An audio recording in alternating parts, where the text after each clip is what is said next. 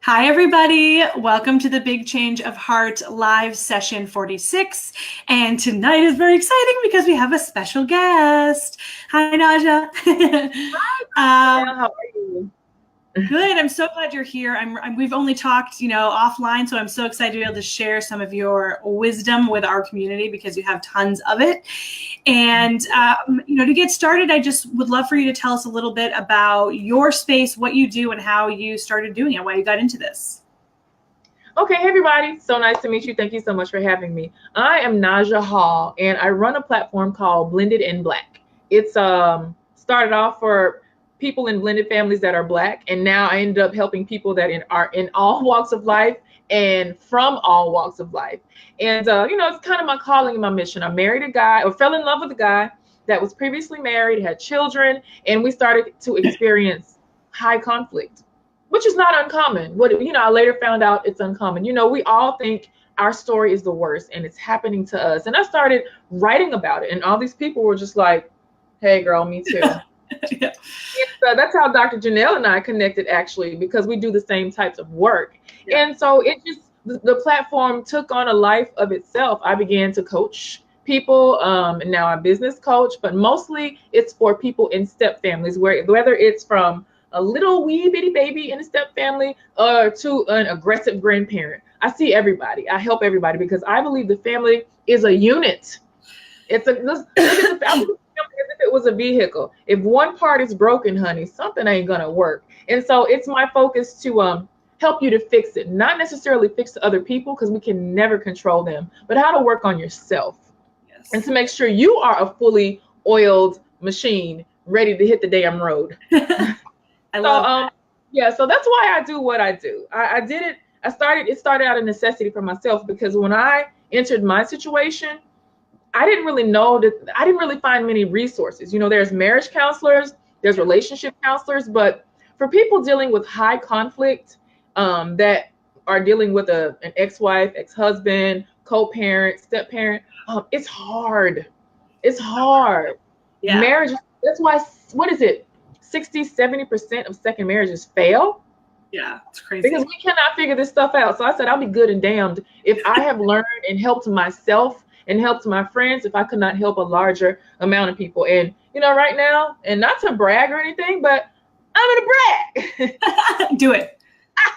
Like right now, I have a full client list. I don't really even advertise anymore because all my stuff is reference based.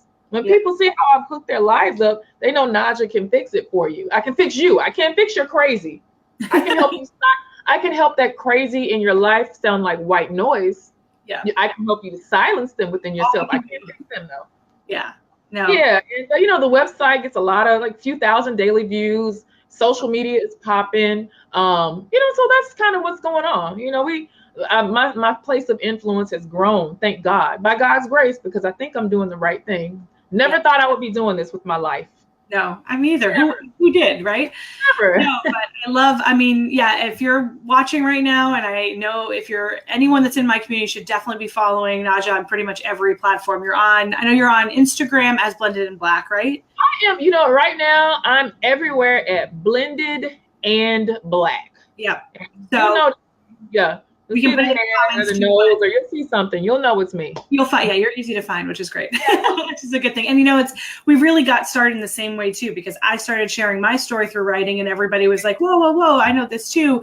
And what I find is so interesting, the same thing. There was this need for specific help around these issues, and you'll find that there are sometimes like your classic counselor who says they specialize in blended families. They do not know anything. They read textbooks, but they've never been in it. They don't know what it's really like. They don't know the things firsthand. And until you really do, you don't have the same level of not only compassion for your clients, but also helping them really figure out how to work around it, but also be able to commiserate with them, because you can't help somebody if you don't understand really the level of anger or pain or whatever that they're going through.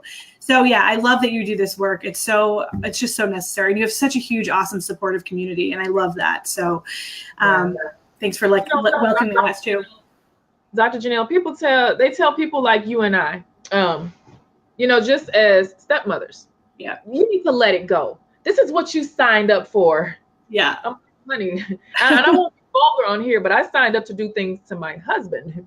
That's Right. that's what I signed up for. I did not sign up to be disrespected, alienated.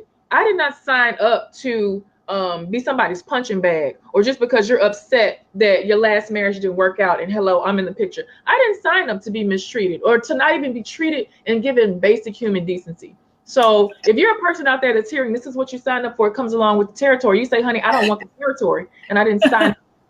No, I did not. My deed is not on the land. It is on this space. Not on this land. I am standing my ground. No, I will not accept that. Yes. No, that's huge. And so, you touched on, you just said, and it's really the topic that we're going to focus on for the rest of this is that concept of alienation. So before we really get into more of that, tell me a little bit more about what that word means to you. Like, when someone says parent alienation or, any of those terms around that, what does that mean for you? Parental alienation is when one parent pits the other parent against his child that's in the middle. You can do it verbally by making bribes, promises, emotional, physical manipulation. Parental alienation is abuse. I don't care how you cut it. Yeah. If you are keeping your child from their other parent because you don't like their parent, because they broke up with you, because they left you for someone else, which we'll be talking about. Yeah. I mean, that does not give you a right to steal that relationship or cut off that relationship because you can't handle it. And remember, that parent left you. They didn't leave your child. And a lot of adults are so enmeshed in their children. Parenting is a very egocentric job, by the way. Yes. The ego, honey, your baby feeds your big old ego. So when it happens and you enmesh yourself, enmesh means I cannot separate. I can't see where my child ends and where I begin. When you do that, and it's pretty psycho if you do that, by the way. All parents do it, though. Yeah. All parents do it. We all do it. Yeah. It's true. When you do that, not only is that not healthy for the child, but it's not healthy for you. Yeah. Okay? And just so one thing about it, that co-parent of yours did not leave the child. They left you. And that's a blow. That hurts. Yeah. That really hurts. And so alienation is just basically that. On a base level, simplistic, when you are doing things to keep your child from the other parent. And if you're doing that, you're wrong. And if it's happening to you, I know how you feel. I help people get through it. Dr. Janelle knows how it feels. Yeah. Yeah. So, I mean, that's one of, and just in that such basic level, there's obviously super extreme cases where like literally a parent will completely try to cut off all contact with the other parent. Absolutely. And but that is not it's not like that qualifies more than the person who is emotionally manipulating the children against the parent either. Absolutely not. And those are going to have, the bottom line is that it puts these kids in such a bad position, and it's putting adult pressure on kids. And I don't care how old these kids are. When we say kids, if you're not the adult that made the decision to leave the marriage or to be in the marriage, you shouldn't be dealing with these adult issues. And so, when I see that happen, and I've personally witnessed it, but I've also experienced it, but I've also, that's what I think half of probably what we do is this from time to time. What's the first thing that you would recommend to someone who's starting to feel like that parent alienation is happening to them? The first thing the first thing that I know you're going to want to do when you see that your other parent is trying to turn your child against you, you're going to want to fight back and defend yourself and say, your mother is a liar. Your father is a liar. I did not do this. Don't do that. Yeah. Don't do that. Because you are the sane enough parent that realizes this is not a war that this child has a capacity to fight. Hell, most adults don't understand that. We are not equipped with conflict resolution. They don't teach us in school how to deal with divorce. No. They don't teach us how to resolve conflict or emotional intelligence. So if your co-parent is alienating, chances are they don't have any of these skills. Right. So it's up to you to find ways to teach this to your child. Yep. Sometimes you have to, some people call it co-parent. I call it counter-parenting. Mm-hmm. I got to undo all the crap that you've done. So the first thing is, don't feel like that you have to be on, I got to defend myself now. I have to clear this up. You don't do that. Mm-hmm. Don't do that. What you do is counter those parents' lies with action, with words. And if you're a person whose child has been physically taken away from them, you got to keep good records. Yeah. You got to be able to show this child at some point in their life when they're emotionally able to handle it. And I know it's a waiting game. Like, who wants to wait until they become teenagers? But you got to be able to do that. You got to keep good records. Yeah. Yeah, so I mean, that's like two things that I told you to do. You want me to keep naming? Because I can think of like a lot. Yeah, I mean, I think so. To start that, I think about if you're the extreme case, you got to keep some records. I mean, I always tell everybody anyway, try to keep as little off of text message. I feel like, I mean, that's still a record, but try to keep it where you're sending like an email that's more like, keep those records. And, so when you say don't stand up and defend yourself, right? Which, we always hear, and I love this from Kate Chapman, was really the person that I always hear this in my head about, it only takes one person to co-parent successfully, right? Don't be the one to kind of shit on the other parent. Don't be that guy. Yeah. Right. And so you're hearing this stuff from your kid. If I'm not supposed to stand up and defend myself, what should I be saying to them? So you say action, but what does that look like? What do I actually do?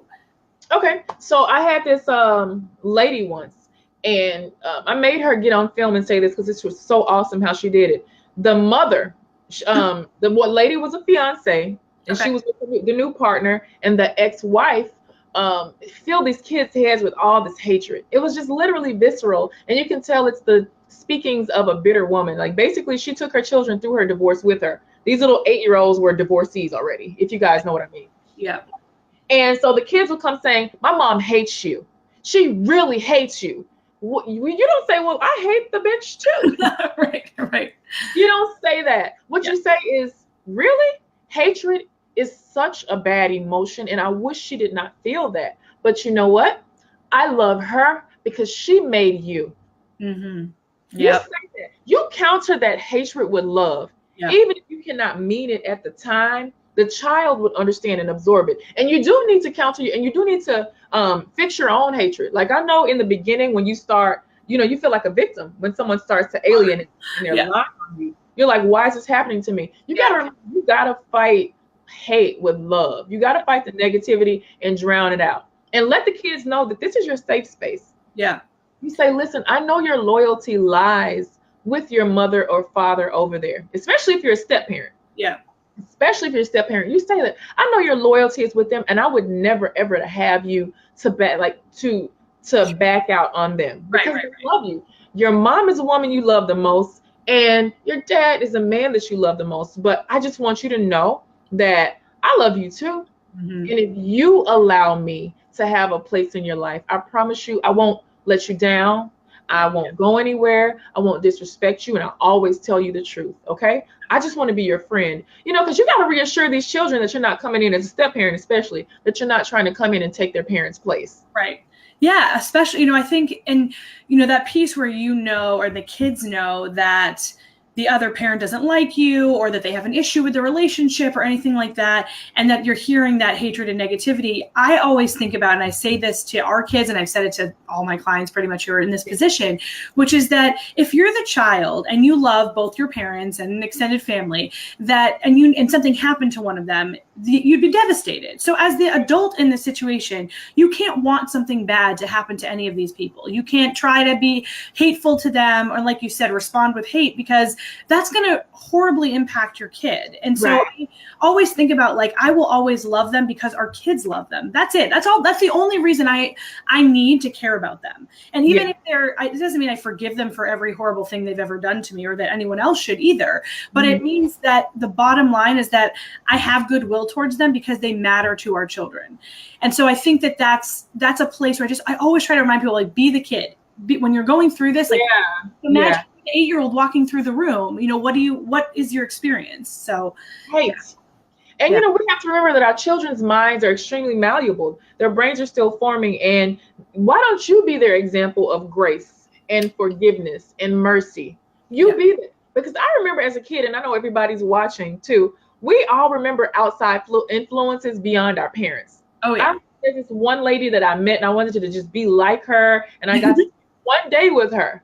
One day. And I just remember, I wanted to pledge the same sorority that she was in when I got to college many, many years later. So you would be so surprised what little influence, even if you are alienated, what little influence. The children remember people that made them feel good. Yeah. They also remember people that made them feel guilty and bad. Yep. And you hear that from adults. Yeah, who are products of this situation all the time. I mean, I talk to so many adults who were in blended family as kids, and they're constantly like, "Oh yeah, we knew, we didn't say anything, but we knew everything." You know, I have a parent friend who always talks about, she's like, "Oh, when I would come home from being with dad, my mom would ask me how the weekend was." And I knew she didn't want to hear that I had a great weekend. She wanted me to say that, like, dad didn't give us vegetables at dinner and he mistreated, you know what I mean? So she's like, all I ever told her was what I knew she wanted to hear. So it was just like the negative stuff that wasn't even that bad, but it was just like, because I knew she'd be upset if I said I was happy or had fun. And so it's like, and you think this is a woman who's in her 30s telling me this story. And I'm like, right. And she remembers your kids. Exactly. Yeah. And I mean, it's good that you do work with people like that, and you're in the position that you are as a step parent. Me too. Yeah. You know, I talk to a lot of adult stepkids, and the one thing, you know, they're already on guard against their step parents. They're on guard. They're looking for something bad from you, because that's what if they've not heard it, then they naturally feel it. Maybe they've seen a bad connotation on television, or they have a terrible step parent. Step parents are not given. You know, we're not seen as the highlight. Stepfathers are. I'll say that is true. Depending. Yeah. But a lot of stepdads are. But no, as far as women, I don't care if it's homosexual or heterosexual relationship. Yeah. You know, it's different. It's different with women. Yes. And so you just have to remember to be that place of grace and release, and maybe one day trust for this child. I do a lot of talking to my stepchildren. They may not talk back, but I know they're listening. Yeah. And I reinforce love and kindness and forgiveness. And I've even acknowledged how their other parent feels about their father and I. Yeah. I acknowledge that. And just because a person treats you one way, I said, I hope you guys see that I love your dad and you so much. Mm-hmm. That I don't let that affect how I treat you. I will never do that. I said, but I also don't let it affect me. Yeah. And I know the kids are listening. They're learning, because they see one parent that's over there disheveled. Yeah. And spinning out of control about it, you know. And they come here and it's just like, wow, people don't argue. It's cool. We don't ask any questions about their other home. We don't care. We do not care, because we know the pressure that they face over there. We don't want to do that to them. You just allow your children to just be kids. No matter what you want to ask, what you want to say, don't do it. Don't. And you were asking for other tips. Don't put these kids in a position to lie. And if they had a great time, just as Dr. Janelle was mentioning, if they had a great time at their other parents' house, let them be free to talk about it. Right. That one is a huge one. And we foster that so much. We talk about that all the time, that our kids now, like, they run in the door to tell us about the fun time they had, because they feel safe and they can trust us, and they know that we're not going to be like, oh, really? You had fun with them? That's terrible. Right. And, but some parents do it, though. Yep. Some parents do it. I have seen awful things. I've seen parents send their children a text, because just, you know, my clients will send me screenshots and be like, can you believe this? You know, I've seen, are you having a good time? You better not be taking any pictures with that B. Yeah. Or you don't let her get anything, or make sure you to watch what's happening. I've seen parents do this to children. You turn your children into little spies. You're teaching them, because you're manipulative, you are teaching them to be manipulators. Because you're broken, you're breaking them. Yeah. So it's an unfortunate cycle that I see a lot. I believe that a deeper level of therapy. You do psychotherapy, right, Dr. Janelle? I'm a psychologist. Yeah. I mean, psychotherapy is a specific, you know, very structured, but yeah, I mean, we do talk about the root of some of, you know, these issues for sure. If a parent is alienating a child, and it's beyond, I think if a parent is alienating, when I say this, and I'm not a psychotherapist, I am a family and life coach, just to put that out there. Sure. If you are alienating a child, you do have deeper issues far beyond someone that is hurt and in pain. You have deeper issues because you're chipping away at the psyche of a child. Yeah. So there's something wrong with you if you do that. There's absolutely. Truthfully, it's a huge lack of self-awareness, because, and that's really what it stems from. Because honestly, when you are able to stop and see that there are adult issues here. I mean, nobody ever says the adults have to like get along after divorce to the point where you like, you know, love each other or whatever. The point is that you have to be able to be basically in a business relationship in a sense for these children and be respectful. And when you're watching this unfold where they can't do that, I mean, there's something else where you're not self-aware to realize the impact that your actions are having on anyone else. Right.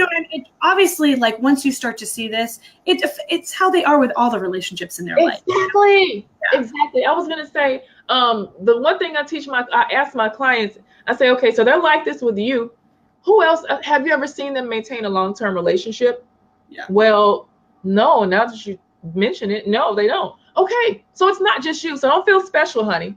Yeah. You ain't exclusive. You are not special. They are like this with everyone. So then you stop taking it so personally. This is how they are. And you look at it as one of my favorite people, Brian Barnett. He's big on borderline personality disorder, which I've recently been learning a lot about because, when you deal with conflict in your own life, you kind of want to know the source of the crazy. You're just like, what the heck? Yeah. What is this? And one thing that my friend Brian teaches is you cannot control how a person reacts or treats you. The only thing you can control is your reaction. And that's so hard for a lot of us to not take this crap personally. But honey, it ain't personal. Imagine what their brain looks like. If they can spew this hatred at you, imagine what their heart looks like, what the inside of their head, all the confusion and commotion that's going on in there. Just be glad that you and your partner are away from them. Yes. And I think about, all the time those pieces that even if, they don't have lots of conflict, focused relationships outside of this one with you or you and your partner. When you think, because lots of times I hear women that will be, I mostly deal with women in this space, obviously, but I'll hear about, the hatred that's coming to them. And they start to question all the things that are being said. Like, is this true? Am I this person? Am I really awful? Do these kids really hate me? And I always have to be like, who else in your life has ever said this to you? Exactly. Who else in your life has ever made you question your decency as a human being? No one. So stop and think about what that's saying. This is not something that, if you're continually being approached by people in your life that they're like, you're being too this or too that, okay, you should probably think about it. Right. You should probably maybe talk to someone. But if this is the only person that's showing up this way and they really don't know you very well. I mean, that's the other thing I feel a lot of times with the step-parent alienation in particular, which we deal with a lot in this community, because what's happened, you have a marriage and somebody leaves for a woman and then there's hatred towards that other woman. Right. And they don't know that other woman really, but everything becomes like they are the root of all the evil. It's like this. You are, I guess, a common title for a lot of step parents, whether you were there before the marriage or not, you're the home wrecker. Right. Well, the home can't be wrecked if somebody don't have a foot in and out of it anyway. There was already a hole in the roof. The window was open. So let's all be honest here. Something was already open and something was going on before you were able to slide your pretty little tushy in there. So let's get that straight. Let's say that first and foremost. And then what you specialize in your life experience, Dr. Janelle, and I personally know someone who has experienced that, and he is the man whose wife left him, and she's still with her new wife now, and they were able to find a way to co-parent. But then that man was he was well within himself. Yeah. You got to be well within yourself, especially because infidelity, no matter how you wrap it, it is a betrayal. But think like you're a man and you got male ego, and my wife leaves you for a woman. My God, you got to be shattered. Yeah. And sometimes it's funny, like for a little bit of time, there's maybe it's almost comforting for some men at first because they say, well, I couldn't have done anything to make you want to stay with me. I'm not a woman. Right. But then it's sort of well, if you wanted a woman, why did you even pick me? And we've heard this from many of the women in our community that their now exes will be like, you frauded me, you tricked me, you never wanted a man, you just wanted kids, or all of these things, which of course. When you're hurt though, you got to say, when you're hurt, you got to say everything, and you got to think, you got to get every possibility out there. I mean, we do it in breakups and disappointments all the time. Like, what if? You got to do that. I think that's natural. The male ego is so fragile, guys. There's some guys watching. I see them. Because the male ego is so fragile. And to have your wife leave you for a woman, initially you probably think it's a phase. And then you're probably going to try to come back because it's just a phase. Yeah. And I can give her things that woman couldn't. Like, this is literally, I hear this from guys all the time. This is how the fellas think. But then you see this woman over there, and then you start to go into deeper reasons. And then, she's around your children. I don't want my kids to see a gay relationship. I don't want them to see their mother like that. Like all these things you do to trivialize love, trivialize it and take it away and make it not valid, which is not fair. It's not fair. But when people are hurt, they got to find something to latch on to. Oh, yeah. They gotta find it. I think there's always, I mean, that initial hurt and lashing out, I mean, there's always, I think, a little bit of space that we give people where like they're hurt at the beginning, like whatever. And then I think there's that question of like, at what point do you no longer say like this is an appropriate amount of like pain or way to respond? And then, I'm like, how? When you need therapy, when you need help, you're self-resolving conflict. And I would tell any person, if you are in a relationship with a parent that is still alienating, then they're going to do it to you too, in some shape, way, or form. It's going to happen to you as well. So if you're sitting and allowing it to happen, then just wait until it's directed at you. It's just wait your turn. Or I'm pretty sure it already is, but then they just don't want to admit it because it's like, wow. Well, I mean, there's, this piece that's like this whole belief around like we're doing the right thing. And so, and it's like, and I mean, you can convince yourself of anything, I think, if you want, if you're not being absolutely. Yeah. And I think we find that, there's, especially in the beginning too, and I wonder how you fall in this or what you think, where people want to continually try to have that conversation with the parent who's trying to alienate, to try to like get through to them and say, this isn't good for the kids. I know you're angry at me, but don't do this to the kids. Like, and they're not giving anything, right? So what point do you just say, all right, like what do you do to set up that boundary? When you see that your children are being hurt beyond reprieve, when you see, okay, this is detrimental. My children have been manipulated and now they're starting to believe this crap. Or my children are afraid of me now. Or my children once loved my partner, but now they're being disrespectful. They're shunning my partner, all this stuff. That's when you shut it down. Yeah. You shut it down. You close the door. You say, okay, so I see that we cannot co-parent because you don't have the best interest of the child in hand. And what a lot of them will say, well, you left me for a woman. Right. You didn't have the best interest of our children in hand. It's like, oh, honey. You ruined this family. Yeah. Right. You ruined this family. I said, so would you have rather me stayed in a personal hell and been with you and been of no service as a wife and no service as a mother and stay with you, or go out and find my own happiness? Yes, the household was uprooted, but a lot of people are able to raise very productive children in two different households. I said, so when are we going to be at that point? When a person shows you, I don't give a lot of chances anymore. I did. 5 years I gave chances. Yeah. Sending a nice text message, "Uck you, B." Yeah. It's like, so what's their favorite? What's their shoe size? Guess. I was like, okay, you hate me way more than you love your children. Ooh. Yeah. Ooh. You hate me more than you love your kids, huh? And so that's when the buck kind of stopped with me. I said, okay, so it's up to me to figure out how to do things and how to love these children and how to cultivate that on my end. It's not going to be a partnership. No. It's not going to be a co-parenting partnership. We're both not team kid. You're team you. Yeah. And when you see you're dealing with a person that's just team me, that's when you need to back off and provide the children context. Yeah. A lot of us want to be martyrs. We want to be martyrs. I tell people, stop playing martyr. Don't be a damn martyr. Don't be stupid. Don't be, because when you're a martyr, it makes you implode on the inside, because you might never ever get your day to where your day of reckoning. You might never get that.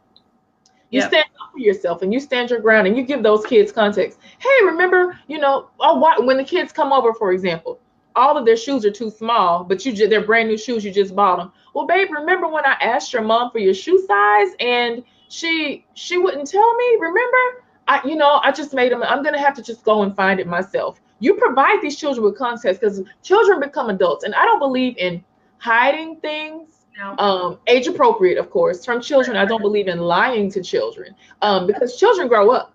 They grow up. And you want to be the person that can say, you know what?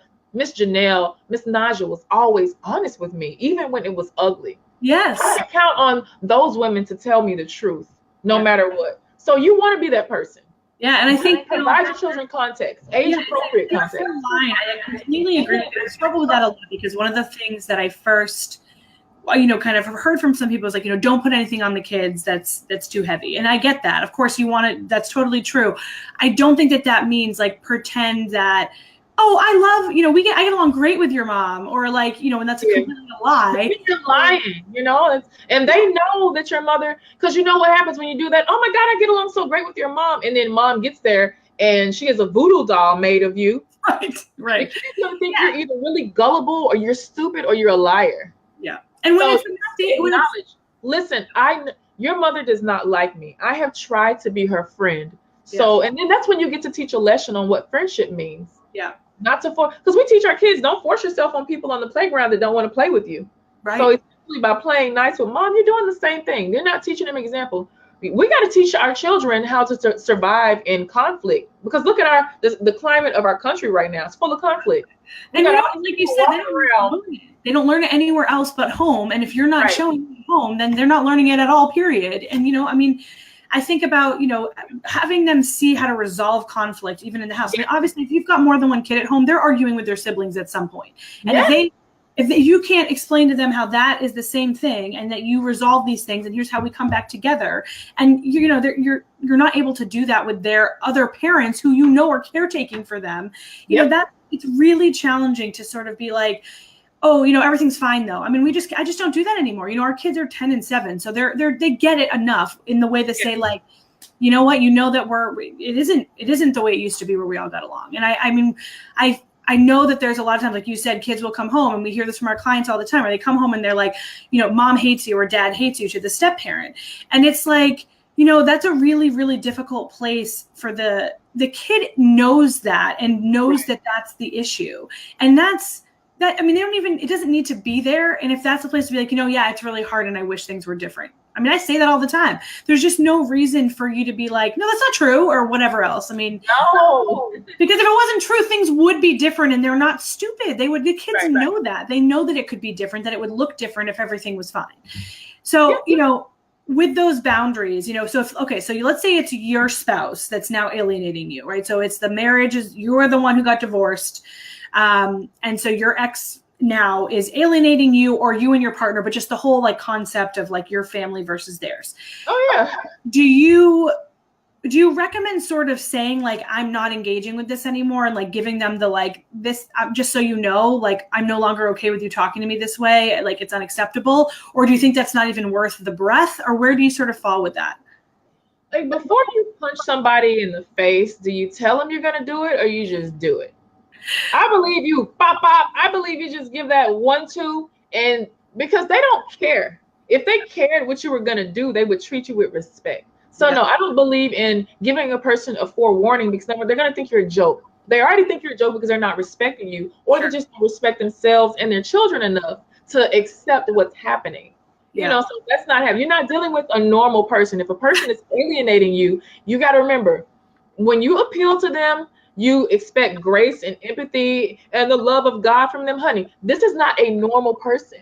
Yeah. This is not, this is like you're trying to reason with a toddler. Right. Yeah. It's really crazy. Say, if your toddler is having a tantrum on the grocery store floor, are you going to say, okay, listen, this is unacceptable because you're going to knock over the mustard and the mayonnaise. You need to chill. You're not going to do that with a toddler. You got to get down to their level and deal with them where they are. They're a kid. Yeah. So you deal with this alienator the same way. With alienators, you set very firm boundaries. You are not flexible with this person. You communicate via email, because if you try to text messages, and I've gone to court with a lot of clients, you show the judge all your screenshots, honey, he don't want to see that stuff. No. Keep your paperwork organized. Fast, and it goes back and forth, and they're always like, I didn't even see half of those, and blah, blah, blah. It's like, don't. And there's a ton of apps that will show you, like I have even one on my email that I use for just for my clients, so that I know when they've gotten an email, it didn't go to spam. But you can use the same thing where you can see if it's been opened, so that if they have it, if they received it, so they can't pull the like, I didn't ever get that.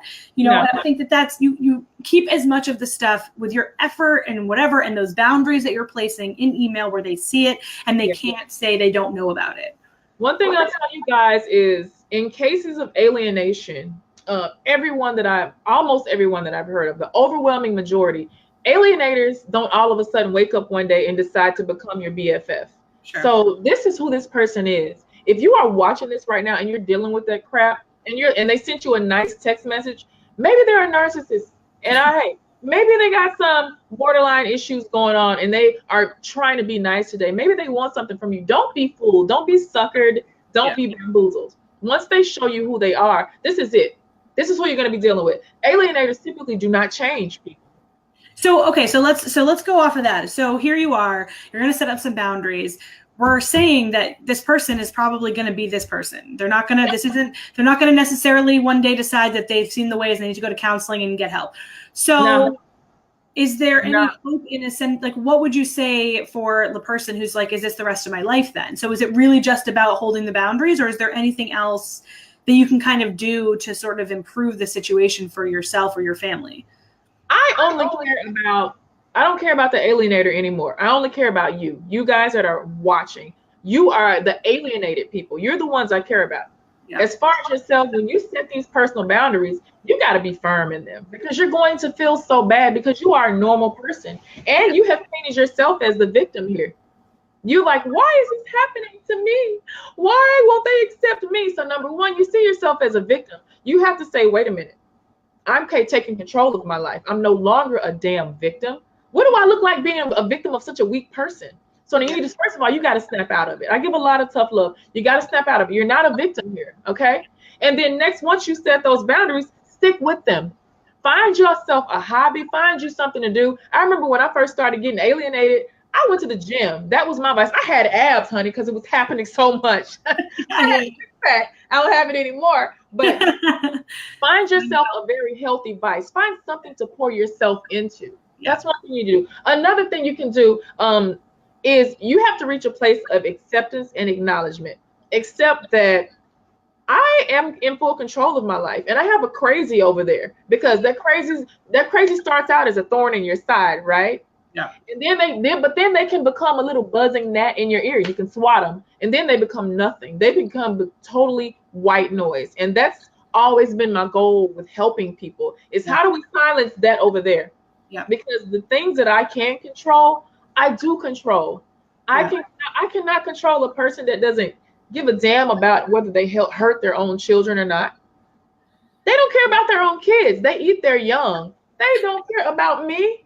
They don't care about you. They don't care about me. So this is one thing you constantly have to remind yourself. And also, this person is not the big bad wolf.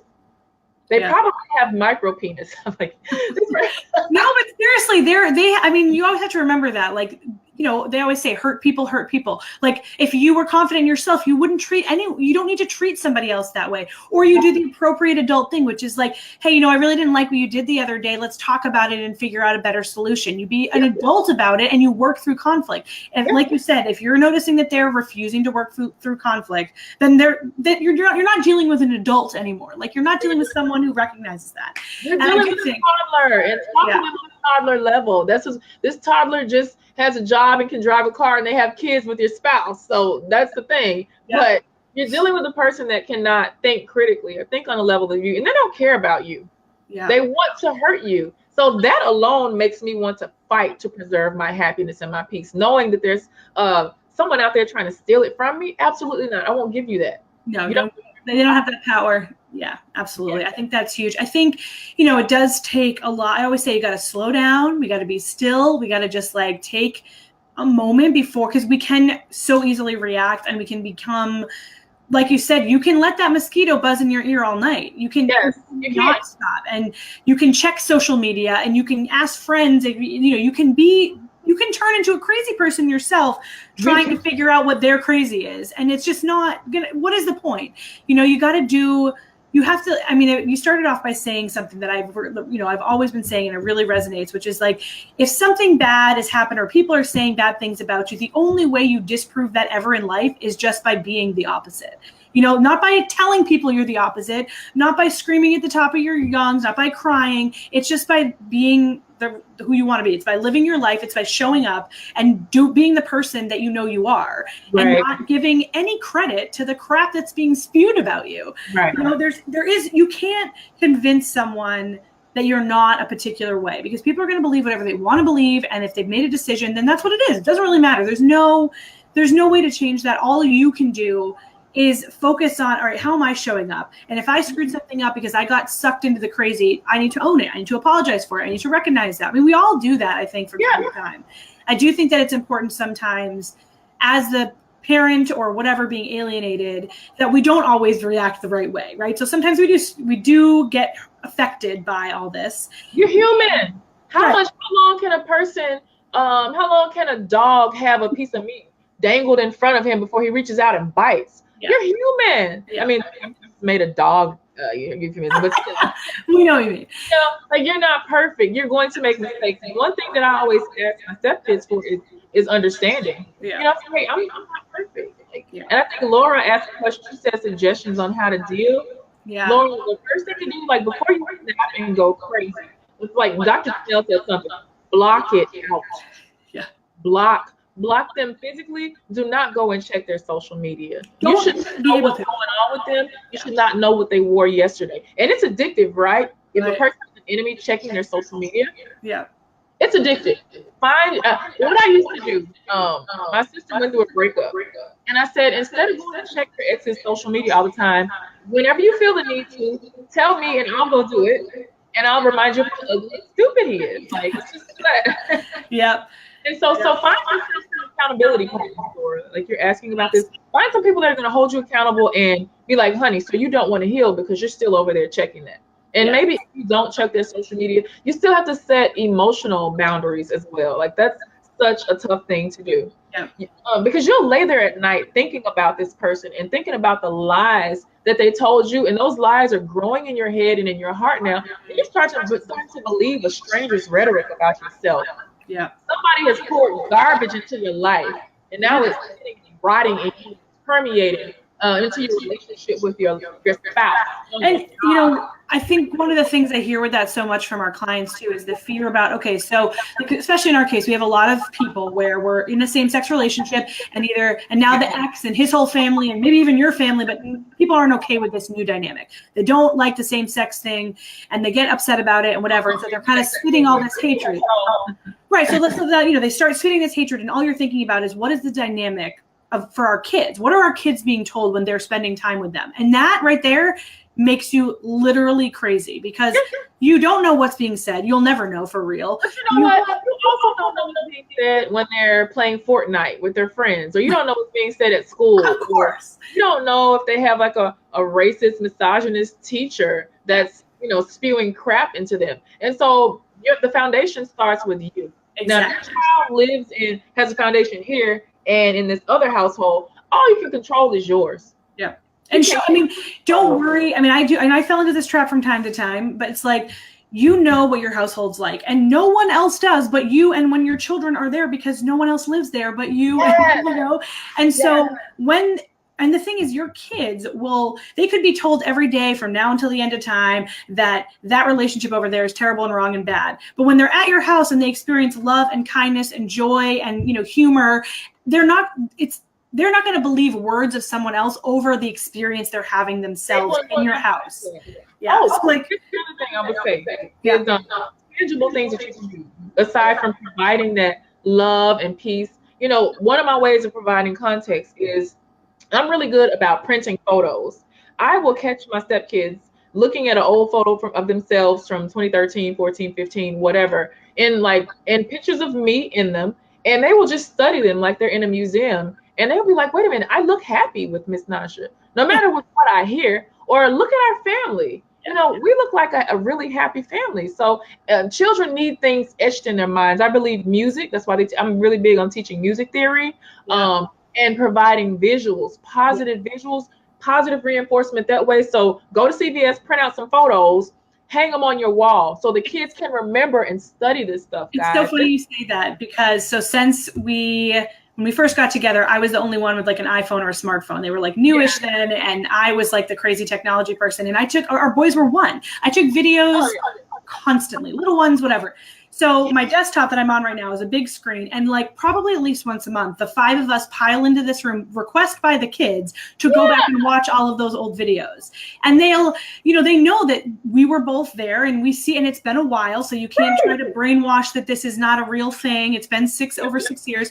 And we show them all these hilarious moments or these things. And it's like, again, that's what gets put in their cycle. And I hope that they're doing that at their house with their memories too. And they probably are. And as long as it's not about when they're at their house, they're being, brainwashed about us. I'm like, I hope that they're not wasting their time with the kids talking about that. And I can't, it is what it is. We don't talk about them ever unless the kids are sharing with us about their time with them, something they want to. Other than that, that doesn't come up because it's not necessary, and so I think that's such an important point though, to share those collected memories, because once you start having memories and traditions with your new family unit, the only thing that helps them feel more secure and happy about it is reinforcing those good times that you've had. Yes. And I think that, photos, videos, all of those memories, like scrapbooks, whatever, those are so huge. Yeah. Yes. Very cool. I like that a lot. I learned that very, very early on. And a lot of the things that I remember from my childhood, the good memories, came from photos and seeing old family videos. So it's good that you're providing those kids context. I recently learned to do that. Especially now when I see the kids saying, oh, wow, you've been around. Yeah. Like, yeah, you've been around. You're not like a fly-by-night thing. You're the constant in my dad's life, not the other party. Yeah. So, yeah, absolutely. Well, we have a few more minutes, but I want to think about, you've got tons of stuff going on all the time, and I want, we've told everybody how to connect with you on social media and all of that, but is there, do you have anything big going on right now that you want to let us know about? Or is there any other sort of ways that we can connect with you or that you recommend? If, I think you specialize a lot in these like really challenging, dynamics that you have so many resources. Is there anything else you'd want to share with our community here? One thing that I'll tell you, the coaching part of it is the part that helps me to get on the ground level and see what's happening in these families. And most of the time, my client will come to me as an individual, and then they'll say, you know what, let me pull in my spouse. Or in some cases, let me pull in my ex-wife. That's happened. Yeah. And we've all just sat there, and I said, okay, honey, let's work on these issues. Let's fix this. Yeah.